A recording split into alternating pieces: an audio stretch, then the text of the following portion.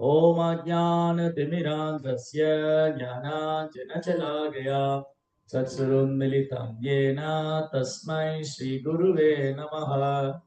नमो विष्णुपादाय कृष्णपृष्ठाय भूतले श्रीमते भक्तिवेदान्त स्वामीति नामिने। नमस्ते सारस्वती देवे गौरवाणी प्रचारिणे निर्विशेष शून्यवादी पाश्चात्य देशतारिणे। जय श्री कृष्ण चैतन्य प्रभु नित्यानंद श्री अद्वैत गदाधर श्रीवासदि गौर भक्त वृंद। हरे कृष्णा कृष्ण कृष्ण हरे हरे, हरे राम राम राम हरे हरे। हरे कृष्णा பக்தர் எல்லாருக்கும் இனிமையான மாலை வணக்கம். இன்றைய பாகவத சத்சங்க வகுப்புல கலந்துட்டு இருக்கிற எல்லா பக்தர்களுக்கு என்னுடைய பணிவான நமஸ்காரம். இன்றைய சத்சங்கத்துல நம்ம பகவான் ஏன் நரசிம்மராக அவதாரம் செய்தார், அந்த அவதாரத்தின் நோக்கம் என்ன, இந்த நரசிம்ம அவதாரம் நமக்கு கற்றுக் கொடுக்கக்கூடிய பாடம் என்ன, இதுதான் நம்ம தெரிஞ்சுக்க போறோம். அப்போ நரசிம்மருடைய அவதாரத்தை கொண்டாடுவதற்கு நாம் தயார்படுத்திக் கொள்வது. வருகின்ற ஞாயிற்றுக்கிழமை 11ஆம் தேதி நரசிங்க சதுர்தசி, பகவான் நரசிங்கர் அவதாரம் ஆவிர்வாவம் செய்தது. அந்த பண்டிகை கொண்டாடுவதற்கு நம் மனதை நாம் தயார் செய்து கொள்வது. பண்டிகைகள் திருவிழாக்கள் இதெல்லாம் கொண்டாடுவதே பகவான் மேலுள்ள நம்முடைய நினைவை அதிகரிப்பதற்காக. உற்சவம், உற்சவம் என்றால் உற்சாகம். உற்சவத்தை கொண்டாடுவது மூலமா நரசிங்க சதுர்தசி, ராமநவமி, ஜென்மாஷ்டமி, கிருஷ்ண ஜென்மாஷ்டமி, இந்த மாதிரி உற்சவங்களை கொண்டாடும் போது நமக்கு பக்தியில உற்சாகம் அதிகரிக்கும், பகவானுடைய அனுகிரகம் கூடுதலாக கிடைக்கும். அதனால உற்சவங்களை ரொம்ப முக்கியமா நம்ம கொண்டாடணும். அது பகவானுடைய அவதாரம், அவர் தோன்றியது, அவர் லீலைகள் செய்தது, இதை பற்றி நம்ம அதிகமாக கேட்க வேண்டும்.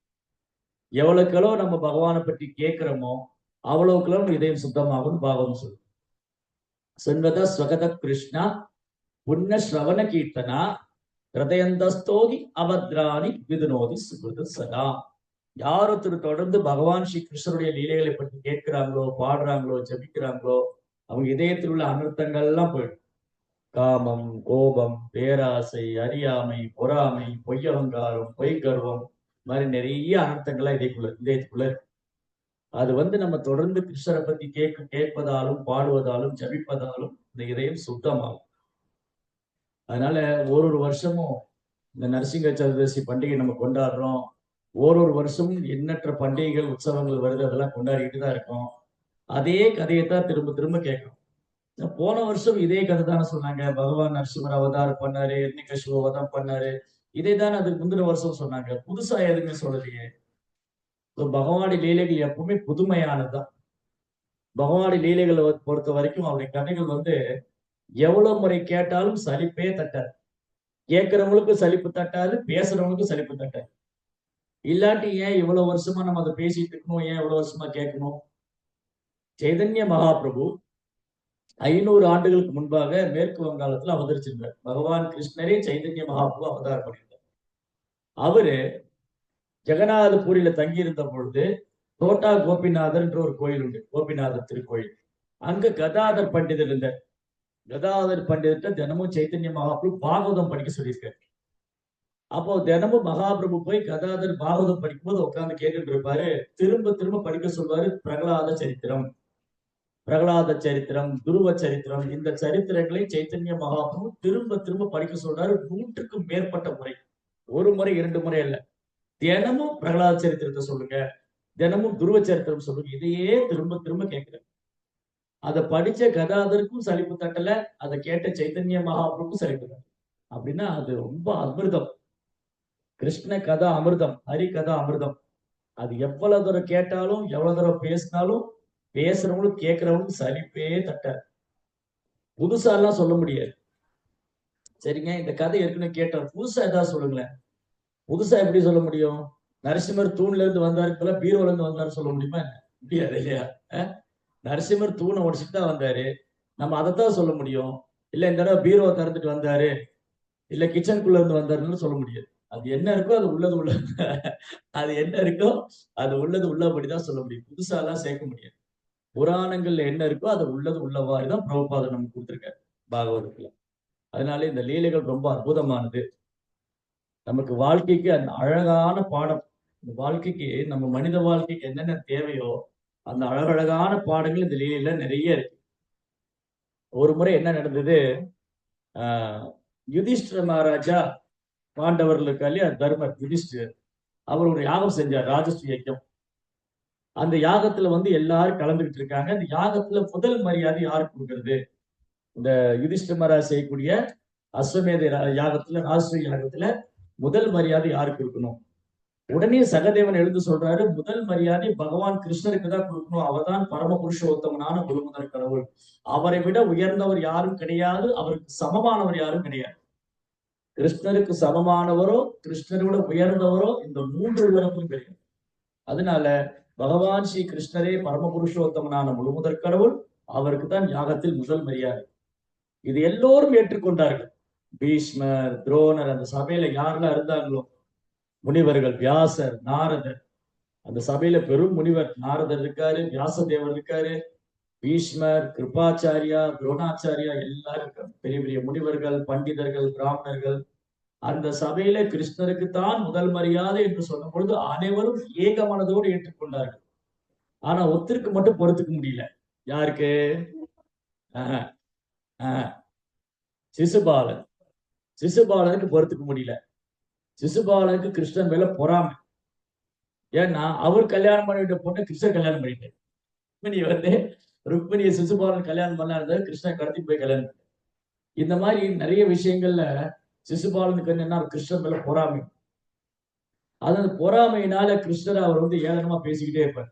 ஏ கிருஷ்ணா, நீ மாடு மேய்ப்பவன், நீ பெண்களோடு நடனமாடுவன், நீ அப்படி நீ இப்படி என்று கிருஷ்ணரை பரிகாசம் செய்து கொண்டே இருப்பார் சிசுபாலன். அதுல என்னன்னா, அவரு சிசுபாலன் வேற யாரும் இல்ல. சிசுபாலன் யாரு தெரியுமா? கிருஷ்ணருடைய அத்தை பையன் தான். கிருஷ்ணனுடைய அத்தை பையன். இந்த சிசுபாலன் அவன் அம்மாவுக்கு குழந்தையா வந்த போது அவருக்கு நெற்றியில ஒரு கண்ணு இருந்தது. 3 கண்ணோட பிறந்த அந்த குழந்தை. அம்மாவுக்கு ஒரே ஆச்சரியம், என்னடா இந்த குழந்தை 3 கண்ணோட பிறந்திருக்கு. அப்போ ஒரு அசிரீரி வந்தது. அசிரீரினா ஆகாசவாணி. அந்த அசிரீரியில் என்ன சொல்லிட்டுன்னா, இந்த குழந்தை யார் மடியில உட்காருமோ அந்த அந்த நபர் தான் இந்த குழந்தையை கொல்லுவார். இந்த குழந்தை அந்த நபர் கையால தான் இறந்து போவாரு. இந்த குழந்தை யாருடைய மடியில உட்கார்ந்து அந்த கண்ணு நெற்றில இருக்கிற கண்ணு மறைஞ்சு போகுதோ அந்த நபர் தான் இவரை கொல்லுவாரு.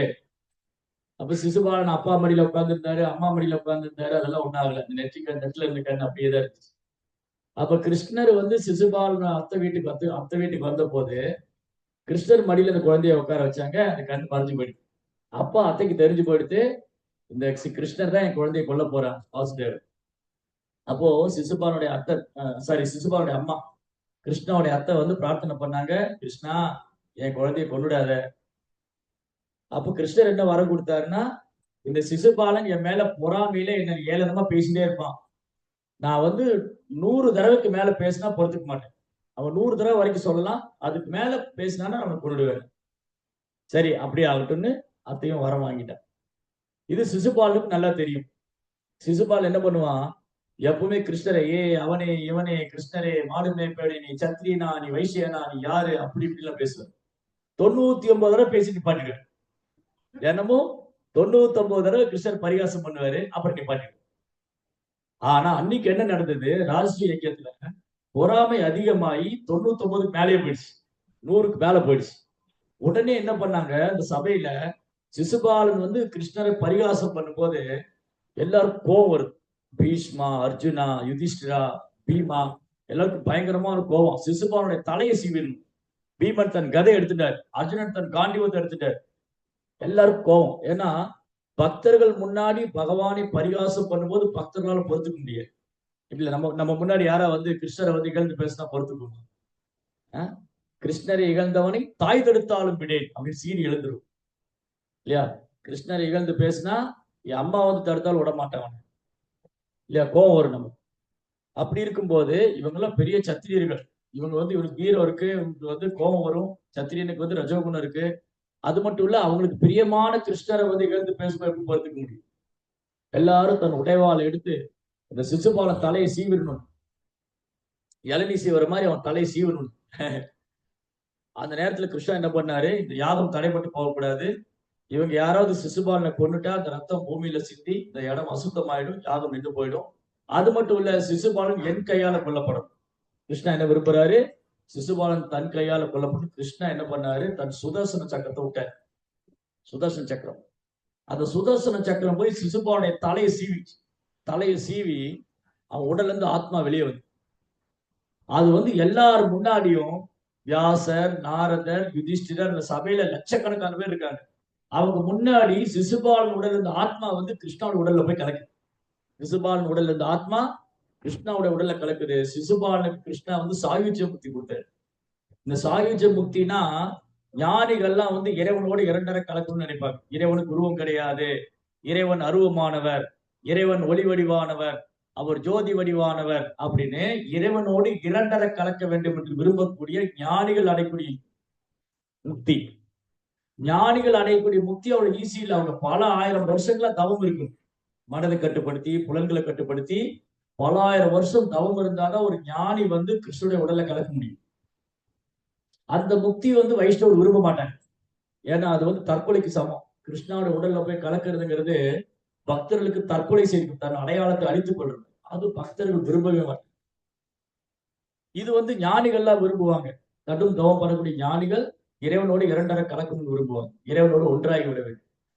அந்த பல ஆயிரம் வருஷம் தவம் பண்ணி ஒரு ஞானி என்ன ஒரு முக்தி அடைஞ்சாரோ, அது கிருஷ்ணர் கையால கொல்லப்பட்டதுனாலே சிசுபாலன் இருக்கு. இது யுதிஷ்டிர மகாராஜுக்கு ஒரே ஆச்சரியமா இருக்கு. அவர் பார்த்துட்டு நாரத முனிவர்கிட்ட கேட்கிறாரு, அந்த சபையில நாரதர்கிட்ட கேட்கிறாரு, ஏன் கிருஷ்ணர் இப்படி பண்ணாரு, ஏன் சிசுபாலனுக்கு முக்தி கொடுத்தாரு, அவன் நரகத்துக்குள்ள போயிருக்கணும் இல்லையா? கிருஷ்ணாவை எல்லாரும் முன்னாடி அவமானப்படுத்தி இருக்கான், அசிங்கமா பேசியிருக்கான். அந்த சிசுபாலனுக்கு கிருஷ்ணர் ஏன் நாரத முனிவரே முக்தி கொடுத்தாரு? சிசுபாலனுக்கு கிருஷ்ணர் முக்தி கொடுத்திருக்க கூடாது, அவன் நரகத்துக்குள்ள போயிருக்கணும். அவன் பொறாமையால கிருஷ்ணரை தூஷணம் பண்ணா, ஏளனமா பேசினா, அவன் தண்டிக்கப்பட்டிருக்கணும். ஏன் கிருஷ்ணா முக்தி கொடுத்தாரு? எனக்கு ரொம்ப ஒண்ணு புரிய மாட்டேங்குது, ஏன் கிருஷ்ணா இப்படி பண்ணாரு? அப்ப நாரத முனிவர் வந்து ரொம்ப பியூட்டிஃபுல்லா சொல்றாரு, ரொம்ப அழகா சொல்றாரு, யுதிஷ்டிரா, கிருஷ்ணா வந்து ரொம்ப ரொம்ப கருணை வாய்ந்தது, கருணையே உருவானவர். ஏ கிருஷ்ணா கருணா சிந்தோ தீனபந்தோ ஜெகத்பதே கோபேஷ கோபிகா காந்த ராதா காந்த நமஸ்து. கிருஷ்ணா வந்து கருணா சிந்து, கருணை கடல். தீனபந்து, திக்கற்றவருக்கு அவரே கதி. ஏ கிருஷ்ணா கருணா சிந்து தீனபந்து ஜெகத்பதி, அகிலத்துடைய நாயகன். கோபேஷ கோபிகா காந்த ராதா காந்த நமஸ்து. கோபிகளுக்கும் ஸ்ரீமதி ராதனுக்கு ரொம்ப பிரியமானது. அப்ப கிருஷ்ணர் ஏன் இந்த சிசுபாலனை கொண்டாரு? அப்ப நாரதர் சொல்றாரு, கிருஷ்ணாவை பொறுத்த வரைக்கும் அவர் ஒருத்தர் மேல அன்பு செஞ்சாலும் சரி, அவர் ஒருத்தர் தண்டிச்சாலும் சரி, ரெண்டுமே கருணை தான். கிருஷ்ணர் கையால கொல்லப்பட்டாலும் கருணை, கிருஷ்ணர் கிட்ட அன்பு பண்ணாலும் கருணை. கிருஷ்ணர் ஒருத்தர் அன்பு பண்ணாலும் கருணை, கிருஷ்ணா ஒருத்தரை கொன்னாலும் கருணை. கிருஷ்ணாவை பொறுத்த வரைக்கும் எந்த ஒரு வித்தியாசம் கிடையாது. இவன் நண்பன், இவன் எதிரி, இவன் வேண்டியவன், இவன் வேண்டாதவன், இவன் நல்லவன், இவன் கெட்டவன், நோ. கிருஷ்ணா வந்து யாரையுமே டிஃபரன்ஷியேட் பண்ணி பார்க்கறது இல்லை, யாரையும் வேறுபடுத்தி பார்க்கறது இல்லை. இவங்க வேண்டியவங்க, இவங்க வேண்டாதவங்க, இவங்க நல்லவங்க, இவங்க கெட்டவங்க, இவங்க தேவர்கள், இவங்க அசுரங்கள், நோ. கிருஷ்ணா வந்து எல்லாரையும் சமமாக பார்க்கிறார். சமோகம் சர்வபூதேஷு நமே தேஷு அஸ்தின பிரியா ஏ பஜந்தே துமாம் பக்யா மயி தே தேஷு சாப்பியகம். கிருஷ்ணா பகவத்கீதையில என்ன சொல்றாரு, அர்ஜுனா, நான் யாரையும் வெறுக்கிறது இல்லை, நான் வந்து யாரையும் வெறுக்கிறது இல்லை, யார் மேலேயும் பொறாமை கொள்றது இல்லை, நான் எல்லோருக்கும் சமமானவன். அதே சமயத்துல என்னிடம் பக்தி செய்யக்கூடிய பக்தன்ட்டு நான் தனி கவனம் செலுத்துறேன். அப்போ கிருஷ்ணா வந்து அசுரர்களை தண்டிக்கிறார்னா அதுவும் கருணை தான், அதுவும் கருணை. ஆனா கிருஷ்ணா பாரபட்சமற்றவர். ஏன் கிருஷ்ணா பாரபட்சமற்றவர்? அசுரர்களை தண்டிக்கிறது மூலமா அவருக்கு முக்தி கொடுக்கிறார். கிருஷ்ணர் கையால கொல்லப்பட்ட அசுரர்கள் என்ன ஆகுறாங்க? முக்தி அடைகிறாங்க. ஒரு ஞானி கடும் தவம் செஞ்சு என்ன முக்தி அடைகிறாரோ அது வெறுமனே கிருஷ்ணர் கையால கொல்லப்படுறதுனால அடைஞ்சிருந்தாரு ஒரு அசுரர்.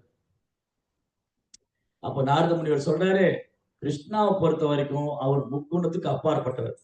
கிருஷ்ணா வந்து முக்குணத்துக்கு அப்பாற்பட்டவர்.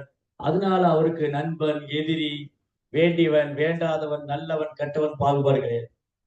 நாம எல்லாம் மூணு குணத்தில் இருக்கிறதுனால நம்ம என்ன நினைக்கிறோம், இவங்க எனக்கு வேண்டியவங்க, இவங்க வேண்டாதவங்க, இவங்க நண்பர்கள், இவங்க எதிரிகள், இவங்க நல்லவங்க, இவங்க கெட்டவங்க.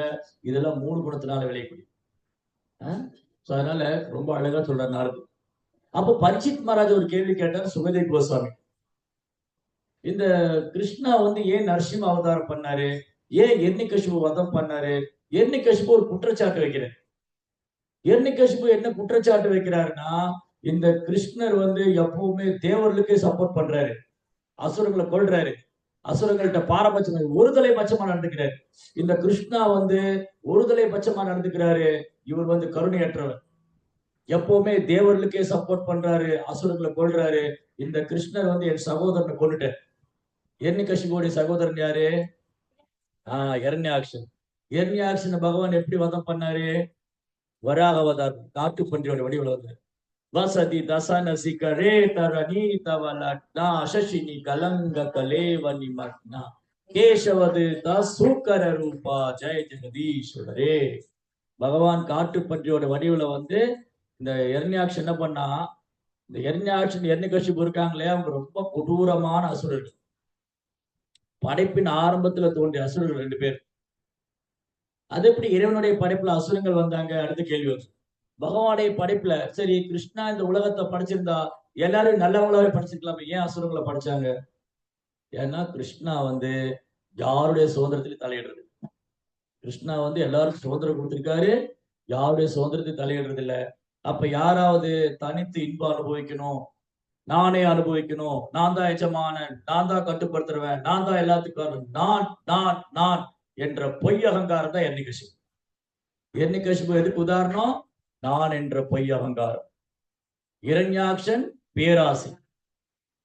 அதாவது நம்ம இதயத்துக்குள்ள 6 எதிரிகள் எப்போ இருக்காங்க, குடி ஒன்று இருக்காங்க. நிறைய பேருக்கு தெரியல. நிறைய பேர் என்ன நினைச்சிட்டு இருக்காங்க, இந்த பக்கத்து வீட்டுக்காரன் எதிரி, அவன் ஏதாவது சொல்லிக்கிட்டே இருக்கான். அந்த ஏத்து வீட்டுக்காரன் எனக்கு பிடிக்காது, அவன் என்னோட சண்டை போடுறான். இல்ல என் ஆபீஸ்ல எனக்கு ஒரு எதிரி இருக்கான். இல்ல கோயில்ல போன ஒரு டிவோட்டி என்ன எதிரியா நினைக்கிறாங்க. நோ, இவங்க எல்லாம் யாரும் நமக்கு எதிரி கிடையாது. இப்ப நம்ம எதிரி யாரு? 6 பேர் இருக்காங்க. 6 எதிரி பாகவதம் சொல்லுது. யார் இந்த 6 பேரு? காமா, குரோதா, லோபா, மோகா, மத, மாசரியம். காமம், கோபம், பேராசை, பொறாமை, பொய்யங்காரம், அறியாமை. இந்த 6 எதிரி. இந்த 6 எதிரியும் ரொம்ப ஸ்ட்ராங்கா, ரொம்ப வலிமையானவங்க. இந்த 6 எதிரி யாரு? ரொம்ப வலிமையானவங்க. இந்த 6 எதிரிய பிரதிநிதிக்கக்கூடியவங்க இந்த 6 அசுரர்கள். 6 எதிரிய பிரதிநிதிக்கூடியவங்க 6 அசுரர்கள். இந்த 6 அசுரர்களை யாராலும் வெல்ல முடியாது. இந்த 6 அசுரர்களை யாராலும் வெல்ல முடியல. கிருஷ்ணர் தான் அவங்களை கொண்டார். யார் அந்த 6 அசுரர்கள்? இரண்யாக்ஷன், எர்ணிகசிபு, ராவணன், கும்பகர்ணன், சிசுபாலன், தந்தவர்த்தி. 6 பேர். இந்த 6 பேரும் 6 எதிரிகள். இந்த 6 எதிரிகளை நம்மளோட சொந்த முயற்சினால ஜெயிக்க முடியாது, நம்முடைய சொந்த முயற்சினால் அழிக்க முடியாது. இவங்களுக்கு வந்து கிருஷ்ணாவுடைய தயவு இருந்தாதான், கிருஷ்ணாவுடைய கருணை இருந்தாதான் அவங்க ஜெயிக்க முடியும். இந்த 6 எதிரிகளை நம்மளால சாதாரணமா ஜெயிக்க முடியாது. இந்த 6 எதிரிகளை நம்ம ஜெயிக்கணும்னா கிருஷ்ணாவுடைய சக்தி வேணும், கிருஷ்ணாவுடைய அனுகிரகம் வேணும். கிருஷ்ணரால தான் இவங்களை கொல்ல முடியும். அப்போ முதல்ல வந்து இரண்யாக்ஷன், எர்ணிகசிபு. இரண்யாக்ஷன் பேராசையின் சொரூபம். இரண்யாக்ஷன் எதுக்கு ரெப்ரசன்ட் பண்றாரு? பேராசை. இரண்யாக்ஷனாலே பேராசை. அவனுக்கு என்ன பேராசை? ஒரு பெரிய கதை எடுத்து தோல் மேல வச்சுட்டான். இரண்யாக்ஷன் என்ன பண்ணா, ஒரு பெரிய கதை எடுத்து தோல் மேல வச்சுட்டு உலகெல்லாம் சுத்தி வந்தான். 3 உலகம் சுத்தி வந்தான். ஓ, என் சகோதரன் எர்ணிகசிபு, அவனே இந்த உலகத்துக்கு சக்கரவர்த்தியா இருக்கணும், அவன் தான் ஆளணும், அவன் தான் கடவுள், அவனுக்கு அப்புறம் தான் மொத்தவங்க எல்லாம், எல்லாரும் அவனுக்கு அடிமையா இருக்கணும் அப்படின்னு தன் சகோதரன் 3 உலகத்தில் வென்று அந்த 3 உலகத்தையும் ஆள வேண்டும் என்று பேராசை கொண்ட இரண்யாக்ஷன் ஒரு கதை எடுத்து தோல் மேல வச்சுட்டு ஊரெல்லாம் சுத்தி. இந்த எர்ணிகசிபுக்கு பொய் அகங்காரம். எர்ணிகசிபு எதுக்கா உதாரணம்? பொய் அகங்காரம். பொய் அகங்காரம் என்னது? நான் இந்த உடல், நானே அனுபவிக்கணும், நானே ராஜா, நானே மந்திரி, நானே அதை செய்வேன், நானே இதை செய்வேன், நான் அவங்கள ஜெயிச்சிருவேன், நான் அவங்களை கொண்டுருவேன், நான் எப்படியாவது அதை பண்ணிடுவேன், நான் எப்படியாவது இதை பண்ணிடுவேன். கடைசியில நான் நான் நான் இதை பொய்யம். நான் அனுபவிக்கணுங்கிறது அந்த பாலிசிக்கு பொய்யவங்க. சோ என்ன கஷ்டம் இந்த பொய் அகங்காரம். என்ன கஷ்டம் என்ன நினைச்சாரு? தன்னையே கடவுளா நினைக்கிறேன். நான் தான் கடவுள், எனக்கு மேல ஒரு சக்தி கிடையாது. ஏன்னா இரண்யகசிபு கடும் தவம் பண்ணி வரங்களை வாங்கிட்டார். யோசிச்சு பாருங்க. இரண்யாக்ஷன் வதம் செய்யப்பட்டார். இரண்யாக்ஷன் பகவானால வராக ரூபம் எடுத்து வதம் செய்யப்பட்ட போது இரண்யகசிபு தவம் பண்ண போன. இந்த அசுரங்கள் என்ன பண்ணுவாங்க? பகவான் மேல பகைமை கொண்டு பகவானை கொல்லணுங்கிறதுக்காக இவங்க என்ன பண்ணுவாங்க? தேவர்களை நாடி போவாங்க. பிரம்மா சிவன் போன்ற தேவருக்கு போய் கடுமையா அவங்கள சந்தோஷப்படுத்துறதுக்கு கடுமையா தவம் செய்வாங்க. இரண்யகசிபு கடும் தவம் பண்ற. மழை, வெயில், குளிர், பனி எதையும் பொருள்படுத்தாம ஒரு ரெண்டு கால் கட்டை விரல் கீழே ஊனி அந்த கட்டை விரல்ல நிக்கிற கால் கட்டை விரல். நீங்க பாகவத்துல இந்த போஸ்ட் பார்க்கலாம். பாகவதம் 7th கேண்டோல இரண்யகசிபு தவம் பண்ற போட்டோஸ் எல்லாம் இருக்கு. இந்த கால் கட்டை விரல் இருக்கு இல்லையா, அந்த கால் கட்டை விரல் தரையில இருக்கும். அப்படி நின்று இருப்பாரு, ரெண்டு கை மேல உயர்த்தி. ஓ ஓ ஓ இப்படி பல ஆயிரம் வருஷம் சாப்பிடல, தூங்கல, மழை, வெயில், குளிர், பனி ஒண்ணு கிடையாது. நம்ம ஏகாதசிக்கு ஒரு வேளை சாப்பிடலன்னா கண்ணெல்லாம் பீஸ் ஆயிடும். கண்ணு தெரிய மாட்டேங்குது, காது கேட்க மாட்டேங்குது. ஏதாவது ஜூஸாவது கொடுக்க பிரபு, இல்ல பழங்களாவது கொடுங்க, என்னால முடியல இல்லையா. ஆனா இரண்யகசிபு எப்படி தவம் பண்றாரு? பல ஆயிரம் தெய்வ வருஷங்கள் சாப்பிடாம தூங்காம மழை, வெயில், குளிர், பனி அப்படி தவம் பண்றாரு. அவர் தவம் பண்ணி அவர் உடம்பெல்லாம் புற்று வந்துருச்சு. எறும்பு புற்று இருக்கு இல்லையா, அந்த குறும்பு புற்று கட்டிடுச்சு. அதுல போய் கரையான் புற்றுல வந்து இந்த கரையான்லாம் அரிச்சு அரிச்சு அவர் உடம்புல எலும்பு மட்டும்தான் இருக்கு. சதையெல்லாம் அந்த கரையான் அரிச்சிருச்சு, எலும்பு மட்டும்தான் இருக்கு.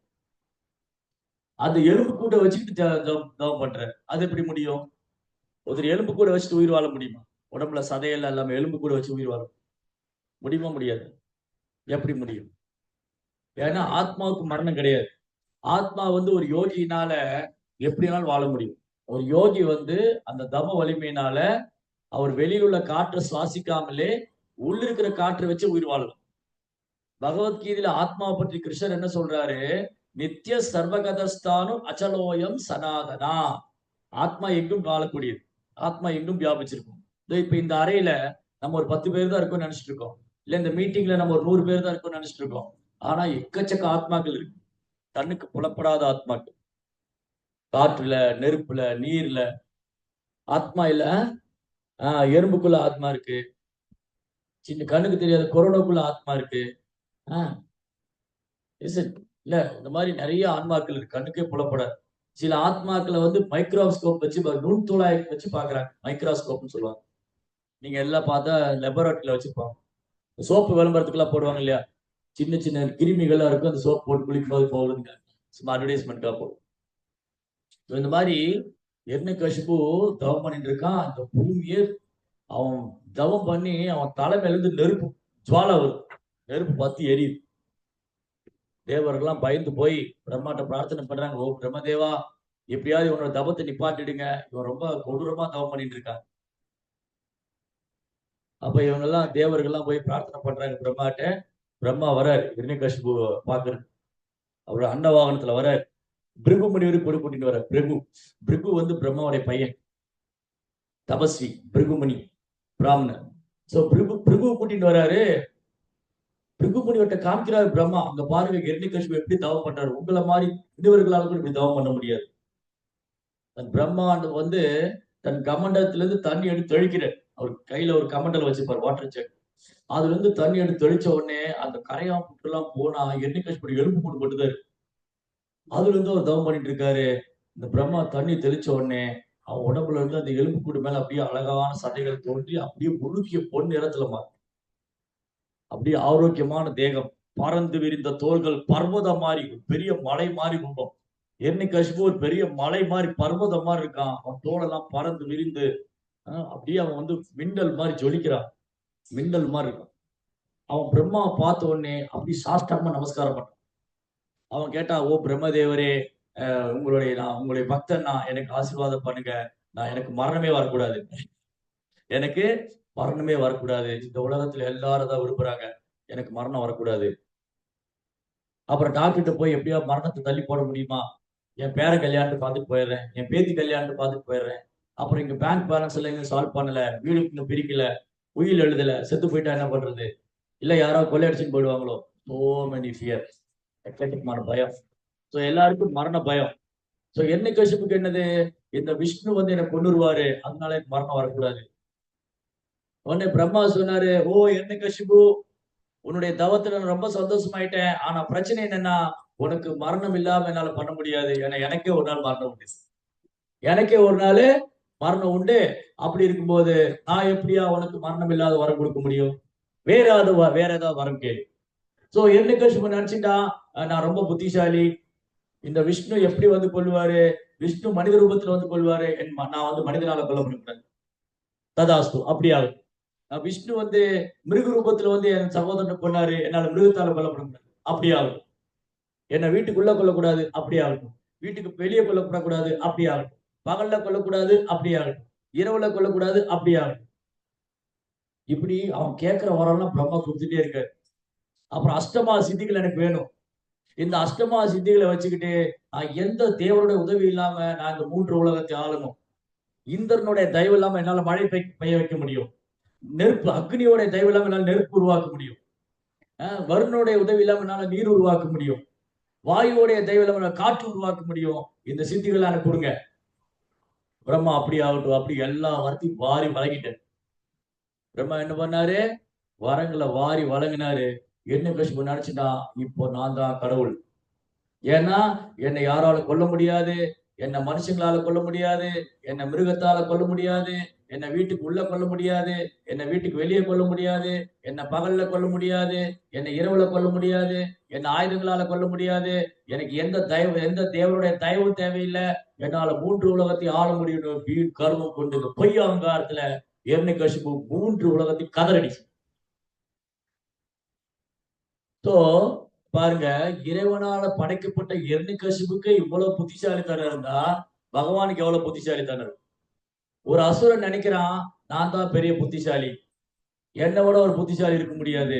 இதுதான் ஆசுரியும் பாவம் ஆசுதா. ஆசுரியும் பாவம் ஆசுதா. இந்த அசுரத்தன்மை உள்ள நாத்திகன் என்ன நினைக்கிறான், இவன் நினைக்கிறான் நான் வந்து இப்ப நான் கடவுள் ஆயிட்டேன், நான் தான் கடவுள்.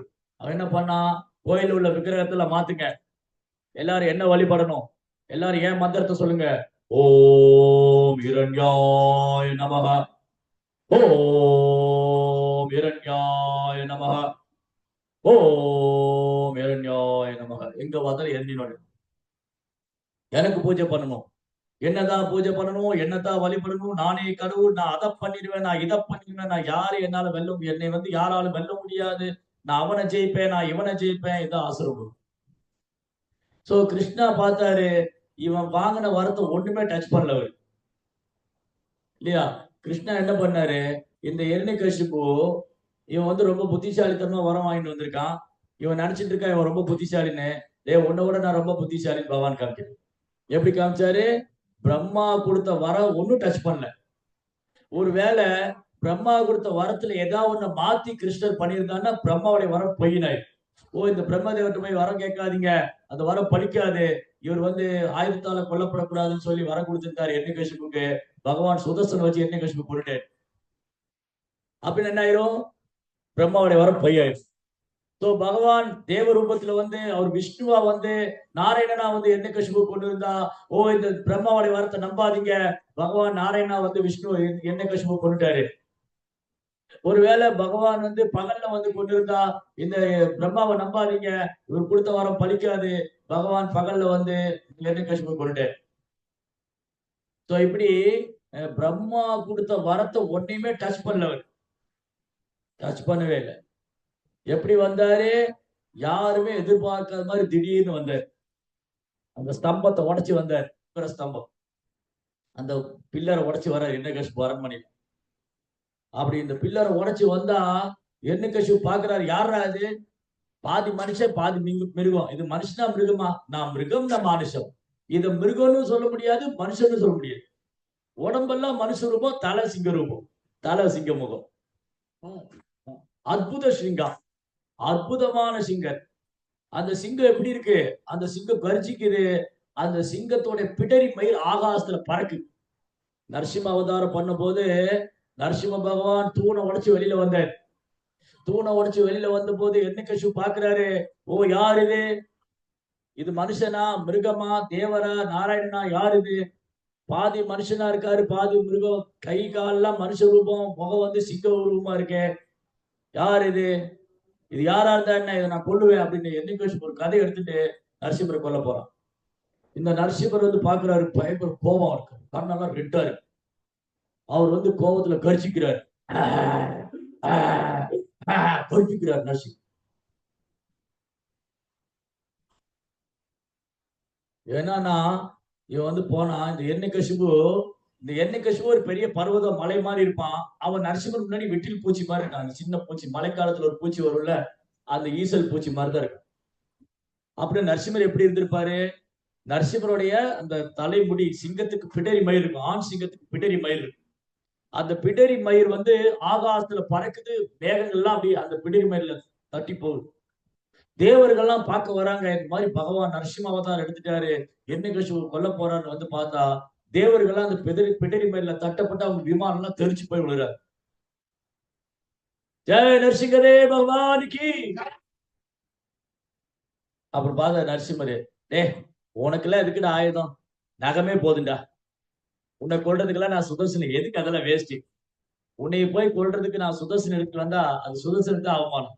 அதனால உனக்கு நகமே போதும். தவ கரக்கமல்லவ ரே கக்கமா சிங்கா, உனக்கு நகம் போதுண்டா. உனக்கெல்லாம் எதுக்கிட்ட அரண்மனை, நான் வாசுபடியில வச்சு கொண்டுறேன். வீட்டுக்குள்ளேயும் கிடையாது, வீட்டுக்கு வெளியிலையும் கிடையாது. அரண்மனைக்குள்ள இல்ல, அரண்மனைக்கு வெளியில இல்ல. பகலும் இல்ல, இரவும் இல்ல, சந்தியா வேலையில வந்துட்டு. சந்தியா வேலைன்னு என்னது? 2 பொழுது சந்திக்கிறது. அதாவது 3 சந்தியா வேலை. ஒரு நாளைக்கு எத்தனை சந்தியா வேலை வருது? 3. பார்த்திருக்கீங்களா வாழ்க்கையில? ஃபர்ஸ்ட் சந்தியா வேலை எப்போ வருது? எப்ப அது? இரவு முடிஞ்சு பகல் சூரியன் உதைக்கிறது. சூரியன் உதிக்கும் போது இரவு முடிஞ்சு பகல் தொடர்ந்து ஒரு சந்தியா. 2வது சந்தியா உச்சிக்காலம் 12 மணி 12:30 மணி. அதாவது பகல், அதாவது காலையில அப்படி காலை முடிஞ்சு மதியம் தொடங்க போகுது. அப்புறம் அடுத்த சந்தியா இந்த இப்போ 6 மணி, பகல் முடிஞ்சு இரவு தொடங்க போகுது. ஸ்தாயாஸ்துவாம் தஸ்ய யசஸ்திரி சந்தியா. இந்த 3 சந்தியா வேலை என்ன பண்ணும்? இந்த 3 சந்தியா வேலையை உட்கார்ந்து சாப்பிடக்கூடாது. என்ன பண்ணணும்? வந்தே குரு ஸ்ரீ சரணாரவிந்தம். இந்த 3 சந்தியா வேலையும் ஆன்மீக குரு வழிபடணும், பகவான் நாமத்தை சொல்லணும். ஹரே கிருஷ்ணா கிருஷ்ண கிருஷ்ணா ஹரே ஹரே, ஹரே ராம் ராம் ராம் ஹரே ஹரே. இந்த 3 சந்தியா வேலையும் பகவான் நாமத்தை சொல்லணும்.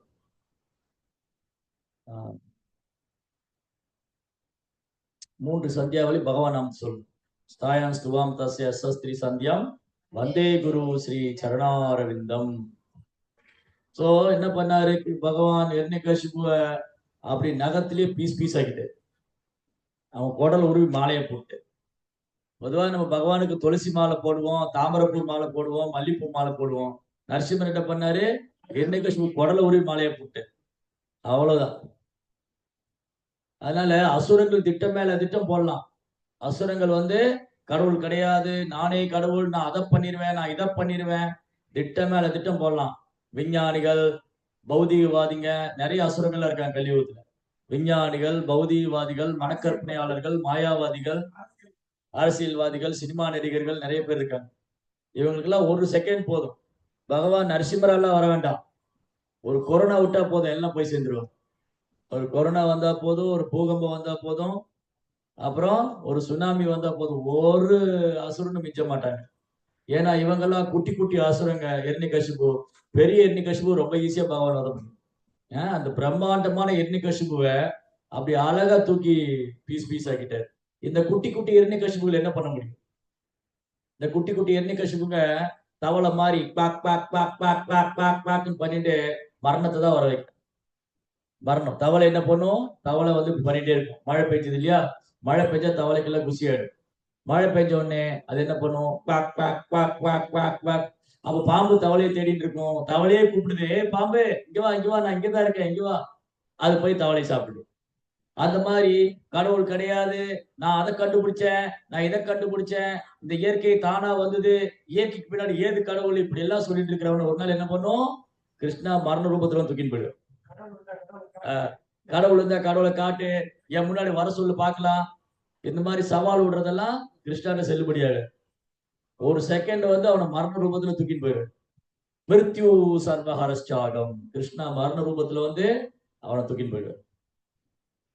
அதனால இந்த எர்ணிகசிபு இப்படிதான் கிருஷ்ணர் நரசிம்ம அவதாரம் பண்ணி வதம் பண்ண.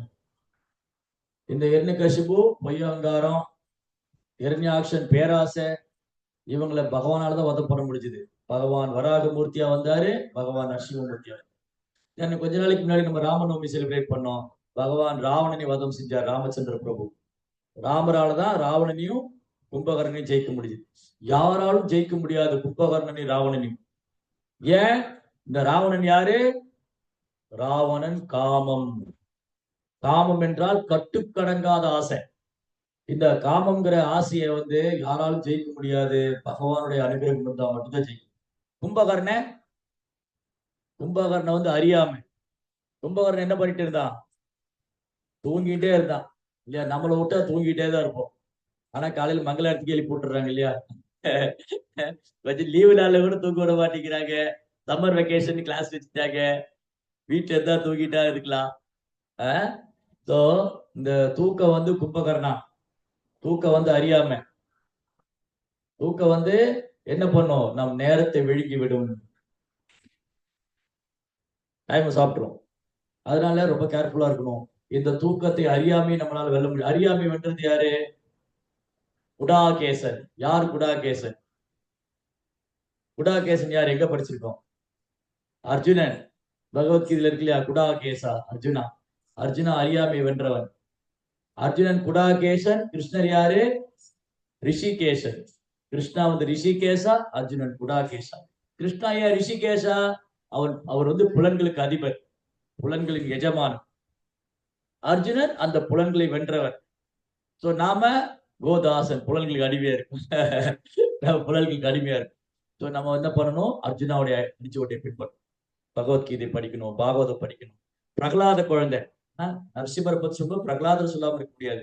பிரகலாத குழந்தை. பிரகலாதர் என்ன தப்பு பண்ணாரு? அவர் பப்ஜி விளையாண்டாரா? இல்ல ராட்னாதூரில போய் விளையாண்டாரா? சர்க்கஸுக்கு போனாரா? இல்ல எக்ஸிபிஷனுக்கு போனாரா? இல்ல ஐஸ்கிரீம் போய் ஐஸ்கிரீம் பார்லர் போய் ஐஸ்கிரீம் சாப்பிட்டாரா? என்ன தப்பு பண்ணாரு? பிரகலாத குழந்தை என்ன தப்பு பண்ணாரு? இந்த குழந்தை நாராயண நாமத்தை சொன்னதுதான் தப்பு. அடே பிரகலாதா, ஹரியோட நாமத்தை ஏன்டா சொல்ற அப்படின்னு நான் என்ன கசிபு. ஏன்னா அப்பா அசுர, பையன் வந்து பக்தரா.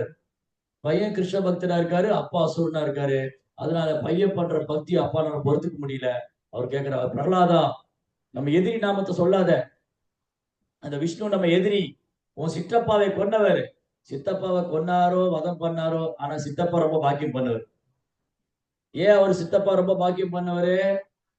பகவான் கையால கொல்லப்பட்டிருக்காரு. பகவானே வராக அவதாரம் எடுத்து என் சித்தப்பாவை கொண்டு இருக்காருன்னா அவர் முக்தி அடைஞ்சிருக்காரு. அவர் எவ்வளவு பெரிய பாக்கியம் பண்ணிருக்காரு. இது கேட்டோன்னு என்ன கஷ்டம் கோபம் வருது. அடே பிரகலாதா, சித்தப்பாவை கொன்னவனா நீ கொண்டாடுற? நீ எங்க சத்ரு, நீ என் வம்சத்துக்கு எதிரி. நீ இந்த வம்சத்தை அழிக்க வந்தவன். நீ கோடாரி. இந்த வம்சத்தை அழிக்க வந்த கோடாரி. நீ உன்னை கொல்லாம விட மாட்டேன். இல்லை கஷ்டம்.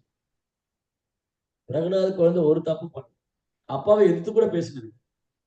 இத்தனைக்கு பிரகலாதர் வந்து அசுர குலத்துல பிறந்தவரு. ஆனா அப்பாவை எதிர்த்து ஒரு வார்த்தை பேசணும். அப்பா மேல மரியாதை உண்டு. ஆனா அவர் எங்க வந்து கேட்காம வந்து அப்பாவுடைய வார்த்தையை கேட்கல. அவர் சொல்றாரு, நீ விஷ்ணு நாமத்தை சொல்லக்கூடாது.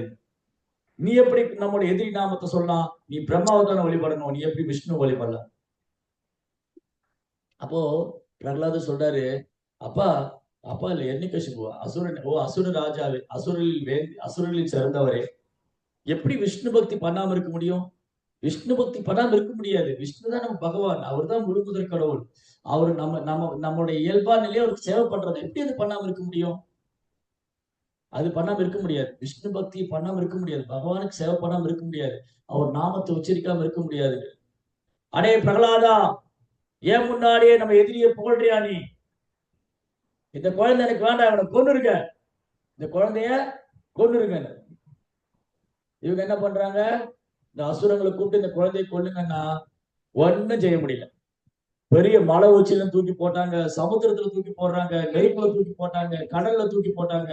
அப்புறம் வந்து பாம்பு வச்சு விஷம் வச்சு குடிக்க கொள்ள, என்ன பண்ணாலும் பிரகலாதர் கொள்ள முடியும். அதனாலதான் சாஸ்திரம் என்ன சொல்லுது? கிருஷ்ணா ஒருத்தர் கொல்லணும்னு முடிவு பண்ணிட்டாரு அப்படின்னா, கிருஷ்ணா வந்து ஒருத்தரை கொல்லணும்னு முடிவு பண்ணிட்டா யாரால அவரை காப்பாற்ற முடியாது. கிருஷ்ணா ஒருத்தரை காப்பாற்றணும்னு முடிவு பண்ணிட்டா யாரால அவரை கொல்ல முடியாது. சோ கிருஷ்ணா வந்து ராவணனை கொல்லணும் முடிவு பண்ணிட்டாரு. அந்த ராவணனை யாராலும் காப்பாற்ற முடியல.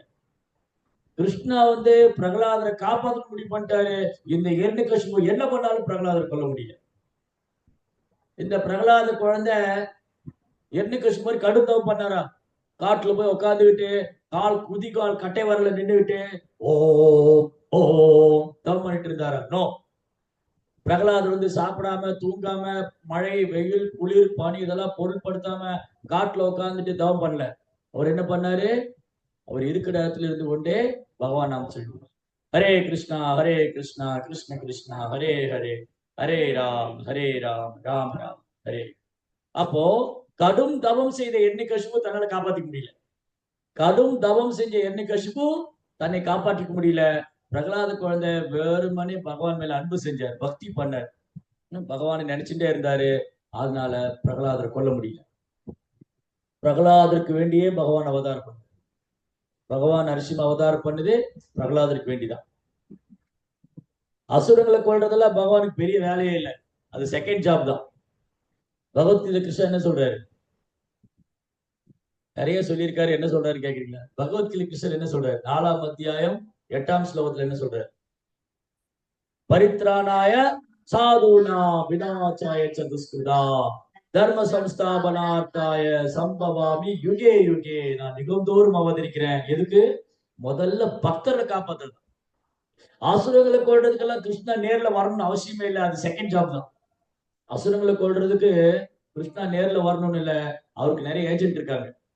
முருகர், கணபதி, பார்வதி, சிவபெருமான், எவ்வளவு பேர் இருக்காங்க. கிருஷ்ணா நேர்ல வர 33 கோடி தேவர்கள் இருக்காங்க, பாத்தீங்களா? கிருஷ்ணா நேர்ல வரணும்னு இல்லை, ஆனா தன் பக்தனுக்கு ஆபத்துனா கிருஷ்ணா உடனே வந்துடுவார். தேவர்கள் போய் பிரார்த்தனை பண்ணாங்க, அப்ப கிருஷ்ணா உடனே வரல. எல்லா தேவர்களும் பிரம்மாவுடைய தலைமையில பார்க்கடல்ல போய் சொல்றாங்க, ஓ பகவானே, இந்த எண்ணிக்கசிபு எப்படியாவது கொண்டுருங்க, இவன் தொந்தரவு தாங்க முடியல, நாங்க சொர்க்கத்தை விட்டு தலைமறைவாயிட்டோம், எங்களை காப்பாத்துங்க. அப்ப பகவான் என்ன சொன்னாரு? நீங்க பொறுமையா இருங்க, எப்ப என் பக்தன் பிரகலாதன் துன்புறுத்தப்படுவானோ அப்ப நான் நேர்ல வருவேன்னு. அப்ப தேவர்கள் பக்தர்கள் இல்லையா? ஏன் தேவர்கள் பிரார்த்தனை பண்ணும்போது பகவான் உடனே வரல? பிரகலாத குழந்தை இந்த தூண்ல கிருஷ்ணா இருக்காரு அப்படி சொன்னோடனே வந்தார். தேவர்கள் பிரார்த்தனை பண்ணும்போது ஏன் கிருஷ்ணா உடனே வரல? ஏன் பிரகலாதன் பிரார்த்தனை பண்ண உடனே வந்தாரு?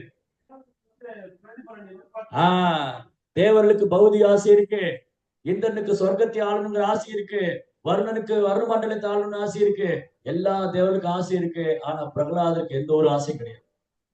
பிரகலாதருக்கு அவருடைய பக்தி வந்து நிஷ்காம பக்தி, எந்த ஆசையும் இல்லாத சுத்த பக்தி.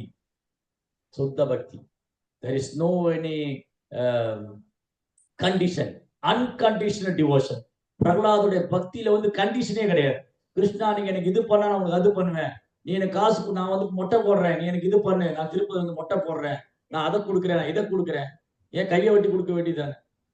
இல்ல கிருஷ்ணர்கிட்ட வந்து திருப்பதியில போய் ஏன் முடியை கொடுக்குறேங்க, கையை வெட்டி கொடுக்குறேன், காலை வெட்டி கொடுக்குறேன்னு சொல்லுங்க. ஏன்னா அது வளராது, முடினா வளர்ந்துரும் இல்லையா? இதெல்லாம் தான் கண்டிஷன் டிவோர்ஸ். ஒரு எதிர்பார்ப்பு இருக்கு, உள்நோக்கம் இருக்கு. ஆனா பிரகலாதுடைய பக்தியில எந்த ஒரு எதிர்பார்ப்பும் கிடையாது, எந்த ஒரு உள்நோக்கம் கிடையாது. சிம்பிளி கிருஷ்ணாவை திருப்திப்படுத்தும், வெறுமனே கிருஷ்ணரை சந்தோஷப்படுத்தணும், ஒரே குறிக்கோள் தான். ஒரே குறிக்கோள் தான் பிரகலாதர், வேற எந்த குறிக்கோளும் கிடையாது.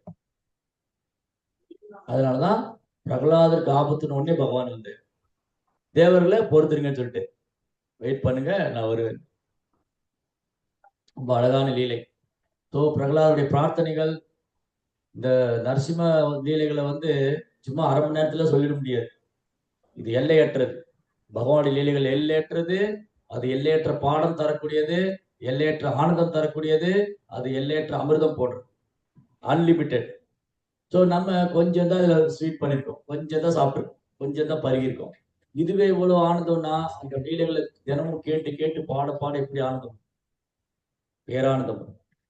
அதனால நம்ம நரசிம்ம தேவர்கிட்ட பிரார்த்தனை பண்ணணும். பிரகலாதத்தை பிரார்த்தனை என்ன பண்ணணும்? எனக்கு சுத்த பக்தி வேணும்னு பிரார்த்தனை பண்ணணும். நரசிம்ம பகவான் என்ன பண்ணுவாரு? பக்தியில வரக்கூடிய தடங்கள் எல்லாம் போக்குவார். நரசிம்ம பகவானை வழிபடுறதுனால என்ன ஆகும்? நமக்கு கிருஷ்ண பக்தியில முன்னேற்றம் வரக்கூடிய தடசங்கள் எல்லாம் போக்கிடுவார். என்னென்ன தடங்கள் வருதோ அதெல்லாம் கிளியர் பண்ணி, ஓ இந்த பக்தருக்கு இந்த தடங்கள் வருது, வரக்கூடாது, இவர் நல்ல கிருஷ்ண பக்தியில முன்னேற்றம் அடையட்டும், இவருக்கு சுத்த பக்தி கிடைக்கட்டும், இவர் பகவான் கிருஷ்ணனுடைய தாமரை பாதங்கள் போய் அடையட்டும், நரசிம்மர் ஆசீர்வாதம். அதனால இந்த நரசிங்க சதுர்தசிக்கு தான் நம்ம பிரார்த்தனை பண்ணணும். ஓ பகவானே, என் இதயத்தில் இருக்கிற இந்த பேராசை அழித்து விடுங்கள், என் இதயத்தில் இருக்கிற பொய் அகங்காரத்தை அழித்து விடுங்கள், என்னை பிரகலாதரை போற சுத்த பக்தர் ஆக்கிடுங்க. என் இதயத்துக்குள்ள இந்த எண்ணெய் கஷ்பு உட்காந்துட்டு அடிக்கடி எட்டி பார்த்துட்டே இருக்கான். இந்த எண்ணெய் கஷ்பு கொள்ற சக்தி எனக்கு இல்ல. இந்த பொய் அகங்காரங்கிற எண்ணெய் கஷ்பு கொள்ற சக்தி எனக்கு இல்ல. அதே சமயம் எனக்கு பிரகலாத குழந்தை மாதிரி தெய்வீகமான குணம் வேண்டும். அது உங்களாலதான் கொடுக்க முடியும். ஓ பிரகலாதரே, என்ன ஆசீர்வாதம் பண்ணுங்க, உங்களை மாதிரி நானும் தூய பக்தராகணும். ஓ நரசிம்ம பகவானே, என்னிட்ட இருந்து எப்படியாவது எண்ணெய் கஷ்பு எடுத்துருங்க. என் இதயத்துல எண்ணெய் கஷ்பு உட்காந்து என்ன டார்ச்சர் பண்ணிட்டு இருக்கான் இந்த பொய் அகங்காரம். இந்த பொய் அகங்காரத்தை நீங்க தான் எடுக்கணும். ஸோ நான் முயற்சி பண்றேன், எனக்கு ஆசீர்வாதம் பண்ணுங்க, எனக்கு இந்த பொய் அகங்காரம் என்ன விட்டு போகும். இந்த பொய் அகங்காரம் என்னது? நம்ம இந்த உடலோடு அடையாளப்படுத்திக்கிறது. நான், எனது, என்னோடது, என்னுடைய உடல், என் உடல், இது எனக்கு சொந்தம், இது என் மனைவி, என் குடும்பம், என் சமூகம், இதெல்லாம் பொய்யா. இங்க காணக்கூடிய அனைத்தும் கிருஷ்ணருடையது. என் மனைவி கிருஷ்ணருக்கு சொந்தம், என் பிள்ளைகள் கிருஷ்ணருக்கு சொந்தம், என் கணவர் கிருஷ்ணருக்கு சொந்தம், இந்த வீடு, நிலம், சொத்து, காரு, பங்களா, என்கிட்ட என்னெல்லாம் இருக்கோ அதெல்லாம் கிருஷ்ணாவுக்கு சொந்தம். இந்த உடலும் கிருஷ்ணாவுக்கு சொந்தம், இந்த உடல் இருக்கிற ஆத்மாவும் கிருஷ்ணாவுக்கு சொந்தம். நான் யார் அப்போ? கிருஷ்ணருடைய சேவகனுடைய சேவகனுடைய சேவகனுடைய சேவகனுடைய சேவகனுடைய சேவகனுடைய சேவகன். இதுதான் என்னோட உண்மையான அகங்காரம். நமக்கு உண்மையான அகங்காரம் உண்டு. நமக்கு உண்மையான அகங்காரம் என்னது? நான், நான்கு இருக்கா? நான் எப்போ இருக்கு? நான்ங்கிற அகங்காரம் எப்போ இருக்கு? அது உண்மையான அகங்காரமா பொய்ய அகங்காரமா? நான் கிருஷ்ணனுடைய சேவகனுடைய சேவகனுடைய சேவகனுடைய சேவகனுடைய சேவகனுடைய சேவகன், இது உண்மையான அகங்காரம். நான் அனுபவிப்பாளன் பொய்யாகும். அவ்வளவுதான்.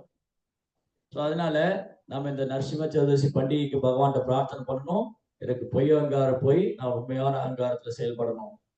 நான் எண்ணெய் மாதிரி குணங்கள் இருந்து வெளியே வந்து பிரகலாதரை போன்ற தெய்வீகமான குணங்களை வளர்த்துக் கொள்ள வேண்டும் அப்படின்னு நம்ம எல்லாரும் பிரார்த்தனை பண்ணணும்.